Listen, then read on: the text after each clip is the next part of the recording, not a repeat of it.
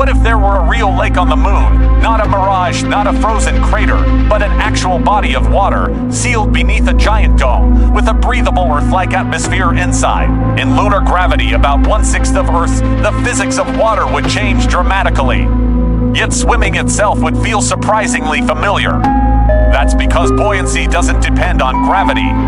It depends on density, your body's density compared to the water's. So you'd float just as easily as you do on Earth. Underwater, things would also feel similar. The drag you feel while swimming comes from the inertia of water, and inertia is independent of gravity. That means a strong swimmer could still reach speeds of about 2 meters per second, just like on Earth. But above the surface, everything would be different. Every splash, every wave would rise higher and fall slower. Droplets would drift through the air in slow motion, and waves would take longer to settle.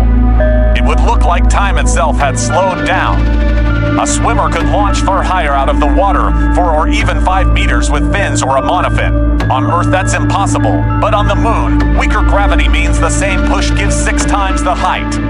Some research even suggests that, under lunar gravity, a human might almost be able to run on water. Not for long, but just enough for a few steps, especially with a specially designed suit to increase foot surface area. Engineers, however, would face new challenges.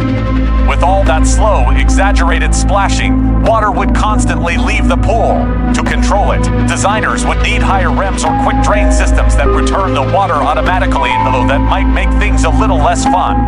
Still, the idea isn't as far-fetched as it sounds. A pool's worth of water weighs about as much as for Apollo lunar landers. Modern rockets could deliver that with only a few launches.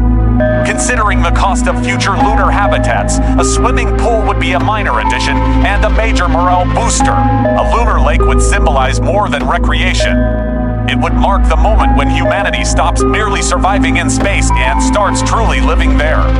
And maybe one day, the first lunar settlers will dive beneath that silver surface to discover what it feels like to swim under another sky.